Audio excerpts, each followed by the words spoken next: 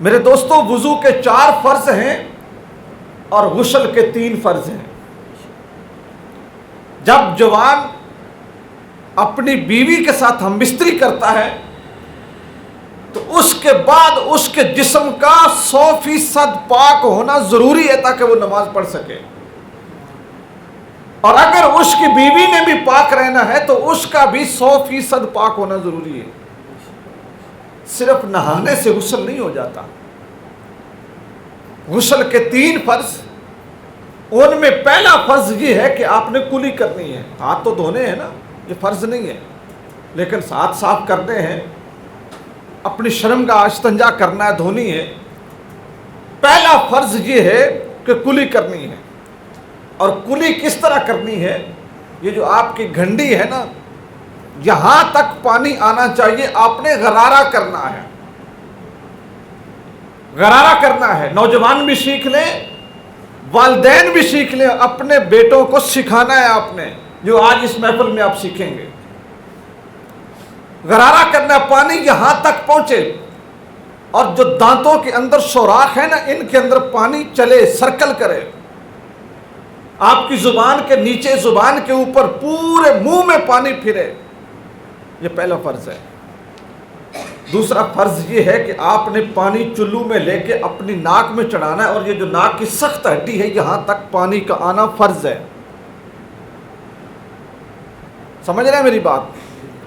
اس کے بعد پورے جسم پہ پانی کا بہانا فرض ہے۔ اگر جسم کا تھوڑا سا حصہ بھی خشک رہ گیا تو تمہارا غسل نہیں ہوگا،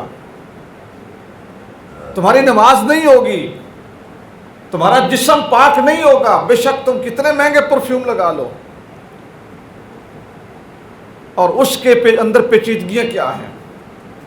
عموماً لوگوں نے ناخن رکھے ہوتے ہیں۔ اب ناخن کے نیچے کی جو جگہ ہے نا، اس کا تعلق جسم کے ساتھ ہے۔ جو جہاں پہ ناخن جسم کے ساتھ جڑا ہوا ہے اور کاٹنے سے خون آتا ہے، وہ جگہ اس میں داخل نہیں۔ جو آپ کے ناخن بڑے ہوئے ہیں، ان ناخنوں کے نیچے پانی کا پہنچنا فرض ہے۔ پاؤں کی انگلیاں عموماً جڑی ہوتی ہیں، ان کے درمیان پانی کا پہنچنا فرض ہے۔ آپ کی ناف، جس کو پنجابی میں ہم دھنی کہتے ہیں، اس کے اندر انگلی پھیر کے پانی پہنچانا یہ فرض ہے آپ پہ۔ اسی طرح اگر کوئی شخص موٹا ہے اور اس کا پیٹ بڑا ہوا ہے اور پیٹ رانوں کے ساتھ لگتا ہے، لٹک جاتا ہے، اس کے نچلے حصے میں پانی پہنچانا فرض ہے اس کے اوپر۔ اس طرح مرد غسل کرے گا۔ پھر عورت ہے، کیونکہ دلہن نے میک اپ کیا ہوتا ہے اور عموماً نیل پالش لگاتی ہیں۔ جو نیل پالش کی تہ ناخنوں کے اوپر لگ گئی، اس کے نیچے پانی نہیں جاتا۔ لیکن آج یہ رواج ہے، فیشن ہے، اور پتہ نہیں کیا کچھ ہے، اس کے نیچے پانی نہیں جاتا۔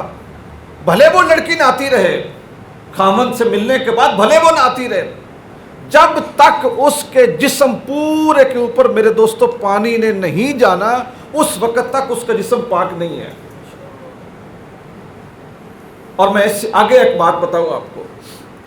عموماً جب شادیاں ہوتی ہیں اور 2 مہینے 4 مہینے گزرتے ہیں تو لوگ کہتے ہیں جی ہمارے گھر میں بے برکتی بڑی ہے، بے سکونی بڑی ہے، ہم نئی بہو لائے تھے، بیاہ کے نو لائے تھے، کوئی سکون نہیں آ رہا، بے اتفاقی بڑی ہے۔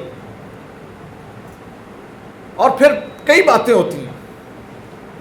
کچھ لوگ یہ بھی کہتے ہیں کہ ہمارے گھر میں جنات ہیں، سایہ ہے، فلاں ہے، یہ ہے، وہ ہے۔ بخدا کچھ بھی نہیں ہوتا اگر دین محمدی کو فالو کیا جائے تو کچھ بھی نہیں ہوتا۔ سارا کچھ اس وقت ہوتا ہے جب ہم دین کو الگ رکھ دیتے ہیں اور اپنی موجیں الگ کرتے ہیں۔ یہ بات ذہن میں رکھو کہ جس خاتون کا جسم ہی 6 مہینے پاک نہیں ہونا، اس گھر میں برکت آئے گی۔ اور ناخنوں پہ نیل پالش، میں ایک سمپل بات کر رہا ہوں، اور پتہ نہیں کتنے ایسے میک اپ ہوں گے جو جلد تک پانی کو نہیں جانے دیتے۔ میں صرف نیل پالش کی بات کر رہا ہوں۔ نیل پالش لگانے سے کیا بندے کی پرسنالٹی ڈیولپ ہوتی ہے؟ کیا اس میں ادب آ جاتا ہے؟ کیا اس میں اخلاق آ جاتا ہے؟ کیا اس کے ہاتھ کا ذائقہ اچھا ہو جاتا ہے؟ اگر نیل پالش ناخنوں پہ لگی بھی رہے تو اس سے کون سا فائدہ ہے؟ تو یہ جو باپ ہیں ان کی ذمہ داری ہے وہ اپنی بیٹیوں کو بتائیں، اور شوہر کی ذمہ داری ہے کہ وہ اپنی بیوی کو بتائیں۔